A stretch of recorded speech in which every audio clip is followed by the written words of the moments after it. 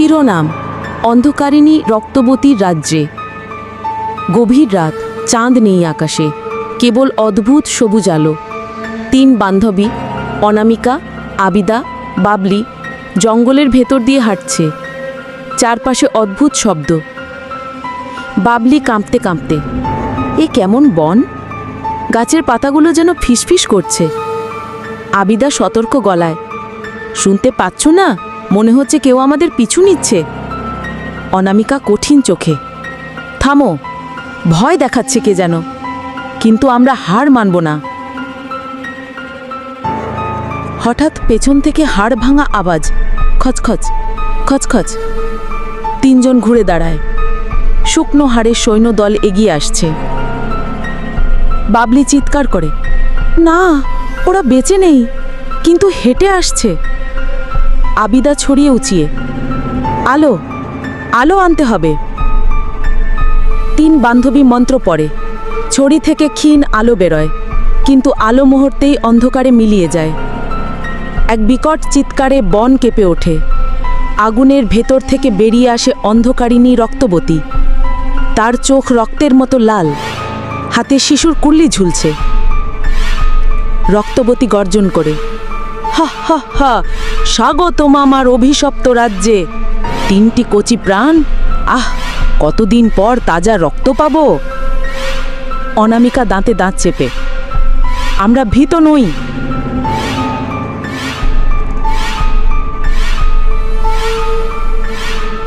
রক্তবতী ঠান্ডা হাসি, ভয় নেই? আচ্ছা, তবে দেখো। সে লাঠি মাটিতে আঘাত করে। মাটি ফেটে উঠে আসে পচা মৃতদেহর হাত। হাতগুলো বান্ধবীদের পা ধরে টেনে নিচ্ছে। বাবলি কাঁদতে চাঁদতে, বাঁচাও, ওরা আমাকে টেনে নিচ্ছে। আবিদা চিৎকার করে, অনামিকা, মন্ত্র পড়ো, নইলে আমরা শেষ।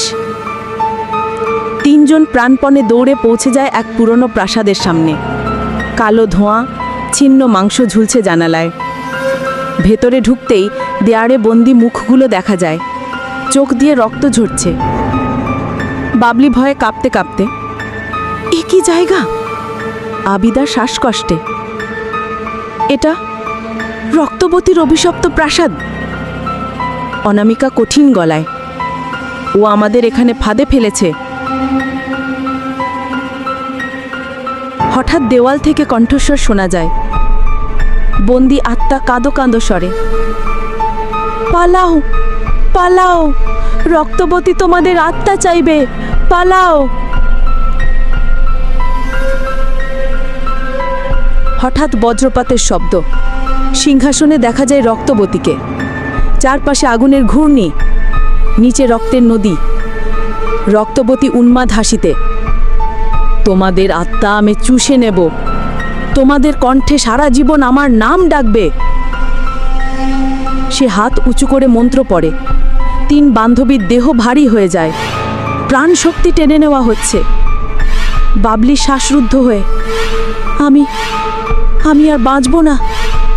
আবিদা চোখ বন্ধ করে, না, আমাদের হার মানা চলবে না।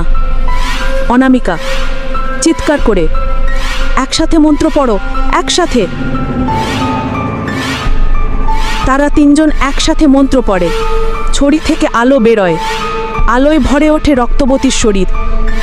রক্তবতী চিৎকার করে ওঠে, আহ, আহ, তোমরা পারবে না, আমি চিরকাল অন্ধকারের রানী। আকাশ কেঁপে ওঠে। বজ্রপাত হয়। পুরো রাজ্য ভেঙে পড়তে শুরু করে। অন্ধকার নেমে আসে। শোনা যায় রক্তবতীর চিৎকার আর হাড়ের ঝনঝন শব্দ। তারপর হঠাৎ নিস্তব্ধতা। চোখ খুলে দেখে 3 বান্ধবী নিজেদের শহরে দাঁড়িয়ে আছে। সকালের আলো। বাবলি আতঙ্কে হাত দেখে, এ কি, আমাদের হাতে এখনো রক্তের দাগ। আবিদা হাঁপাতে হাঁপাতে, আমরা কি সত্যি ফিরে এসেছি?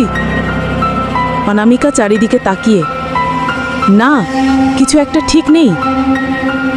বাতাসে ভেসে আসে মৃদু হাসি। রক্তবতীর কণ্ঠ। দূর থেকে, হা হা হা, তোমরা বেঁচে ফিরেছ? না, আমার রাজ্য থেকে কেউ কোনোদিন সত্যি বাঁচে না। অন্ধকার নেমে আসে। গল্প শেষ হয় ভয়, প্রশ্ন আর শিহরণে।